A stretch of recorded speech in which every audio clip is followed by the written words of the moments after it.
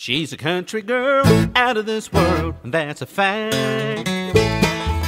Hello there, all my stamping friends. I thought that I would share a project with you today, give you a little sneak peek as to what is happening in our new holiday catalog that will be available to customers on August 1st. Actually, September 1st, I'm sorry.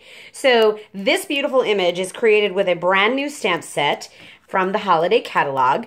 But before that, I wanted to show you something, a new product called embossing paste. This is something that came out in our big catalog in June, and I'm just now getting around to playing with it. So I thought we would experiment together. You're going to need the embossing paste. You're going to need your silicone craft mat, and this is going to be another use for your re-inkers. I am going to use the crumb cake re-inker. And then we also have these palette knives. I'm going to use this one that looks kind of like a small trowel, if you will. So what we're going to do is we're going to open it. We are going to scoop out a bit of paste. Don't need a whole lot. Probably a good teaspoonful, I guess. And I'm then going to put a couple of drops of re-inker. Crumb cake is what I'm using. I use 3 drops. And then I'm going to mix this up as if I were making, I don't know, frosting, I guess I could say. It kind of is the consistency of frosting. So you want to use your silicone mat so that you can scoop it off really well.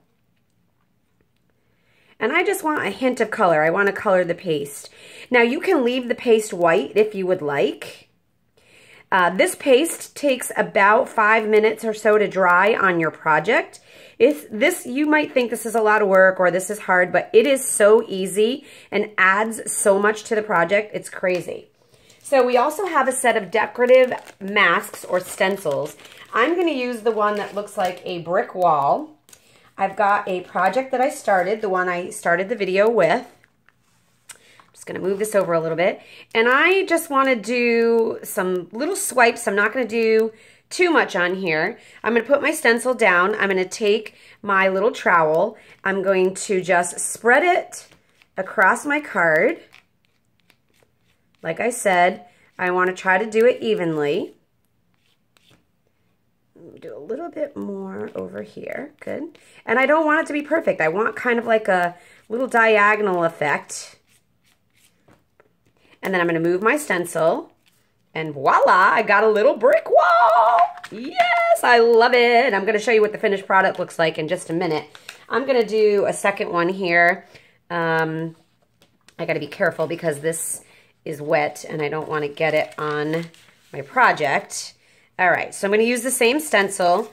I'm going to close this card just so that I only get it where I want.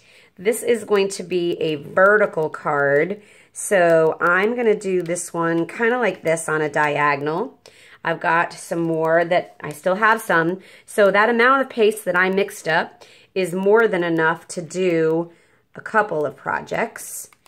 So again, I'm putting it on with my trowel. I'm spreading it out so that it goes in between my stencil and onto my paper. Remember, I'm not trying to be perfect with this because I'm just looking to add a little something to my project. Now, you can jazz this up even further. While the paste is wet, you can sprinkle some of our dazzling diamonds into the paste, which I think I might do. So, ooh, look at that. Okay, so you want to be nearby water because you want to get this stuff into water so that it doesn't dry on there.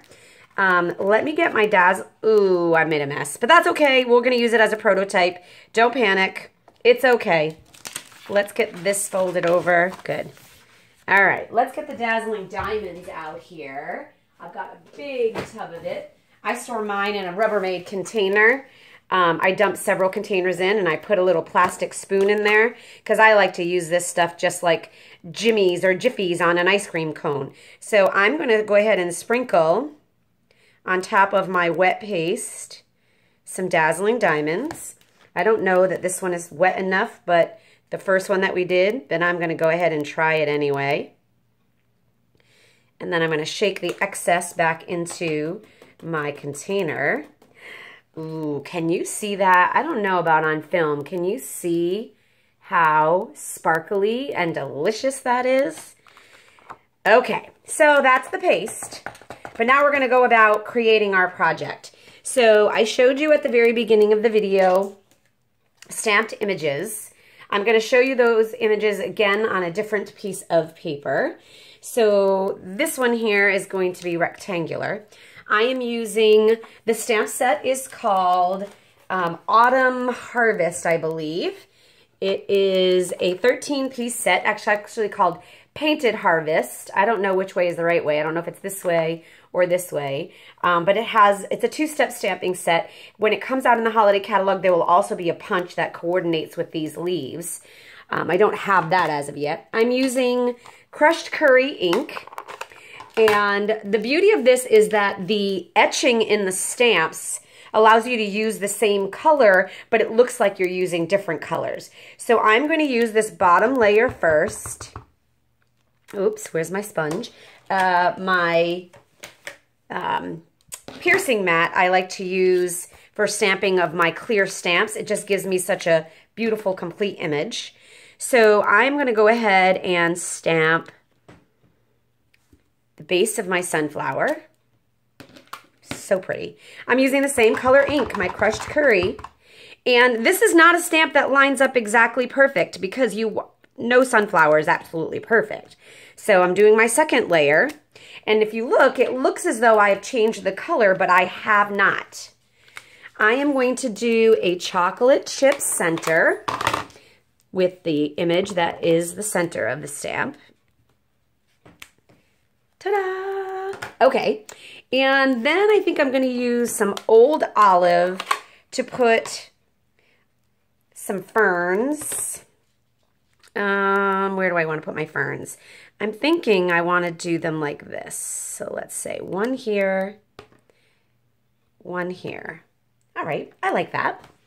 And then I have a greeting image from a totally different stamp set that I'm going to mount. It's just a happy birthday, and I'm going to stamp it in the chocolate chip, the darker color. So I'm going to put that right down here. Oh, I like that. Okay, cool. I am taking, this is on vanilla paper. I then have a layer of garden green. And I'm also going to have another layer of crushed curry. It is going to go on my, oh, it's dry, on this project right here. And I'm going to finish it off with some of our crushed curry ribbon. So give me a second. Let me just put it together quickly so that you can see what the finished product looks like. So how long did that take me? I think I'm about 4 minutes or so into this video, maybe 8 minutes because of the paste and everything.